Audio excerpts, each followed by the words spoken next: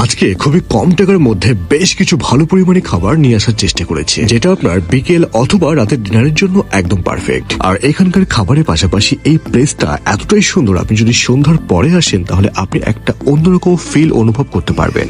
তো শীতের সন্ধ্যায় আপনাদেরকে স্বাগতম। আর আমি এখন আছি কিন্তু আমাদের কোর্ট স্টেশন মোড়ে।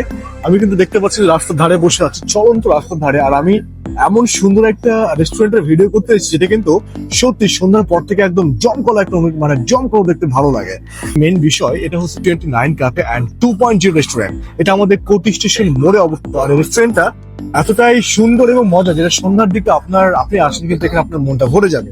সত্যি তাই, রাজশাহীর কোর্ট স্টেশন মোড়ের এই রেস্টুরেন্টে আপনি যদি সন্ধ্যার পরে আসেন তাহলে এখানকার পরিবেশটা আপনাকে মুগ্ধ করবে। মনে রাখবেন এই রেস্টুরেন্টের নামটা হচ্ছে 29 ক্যাফে 2.0 রেস্টুরেন্ট। এখানে আমি গিয়েছিলাম রাতের দিকে। এখানে রাতের খাবারের পাশাপাশি রয়েছে ছবি ওঠানোর জন্য খুবই সুন্দর পরিবেশ। আর এখানকার খাবারের দামগুলো কিন্তু আসলে কম, যেটা আপনি এদের মেনু কার্ড দেখলেই বুঝতে পারবেন। আমি নিয়েছিলাম মাত্র 99 টাকায় ক্রিসপি চিকেন বোল, এর সাথে ছিল 119 টাকার চিকেন কাটলেট বোল, এর সাথে ছিল মাত্র 59 টাকায় চিকেন ললিপপ এবং তার সাথে ছিল বারবিকিউ চিকেন উইংস। তো আমি এখন আছি 29 ক্যাফে অ্যান্ড 2.0 রেস্টুরেন্ট। আর দেখতে পাচ্ছেন যে আমার সামনে হিউজ পরিমাণ খাবার।